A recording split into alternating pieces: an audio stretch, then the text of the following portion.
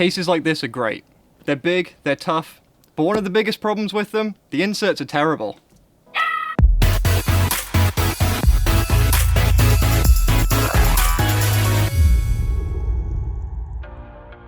When you have a lot of gear like this, it needs to be well protected. And when the inserts can move, or they're too soft, it means your items can get damaged.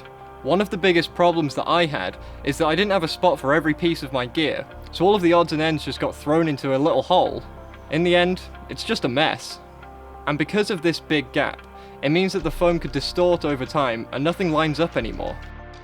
My main camera is a GH5, and it's probably the best camera sub £2,000, but it's too small for my shooting style, so I use it on a rig with a V-lock battery on the back.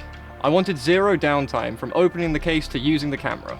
Previously, I had each component in its own place in the case, and would build it every time I wanted to use it. When I got onto sets, I realised that this wasn't practical, so I created this huge hole for both the camera and the rig to fit into. But that meant there was only one hexagon of foam separating some of the items, and of course, it ripped. So the biggest needs for me was to be able to take my camera out of the case easily and keep it protected. With the pick and pluck foam this was possible, but more often than not when I took the camera out of the case, it was getting snagged on the foam insert and it was taking the whole thing out. And because you're very limited with pick and pluck foam, it meant that I couldn't have a space for every single item, so I just started stacking things on top of each other. If I took more foam out, it meant that I was compromising the structure and things could easily get damaged. So there's not really a practical solution with this insert. I've had this case for well over a year. It's been with me on film sets, documentary shoots, corporate videos, and now here with me at Shadow Foam. It's taken a beating over the time and it's held up well, but the foam hasn't. To be honest, it actually fell apart after a month, and now I need a solution. With Shadow Foam in my case, everything has a place and fits nicely. Cutting the foam is really easy. Just place the item, cut around it, and then trim the depth.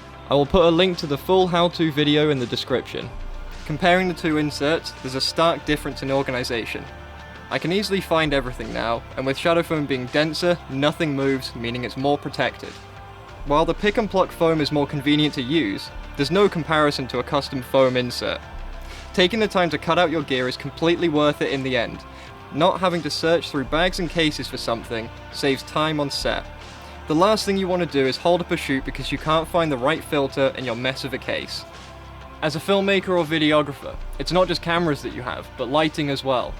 If you want to see a video on how to organise a lighting kit, leave a like on this video and subscribe to our channel.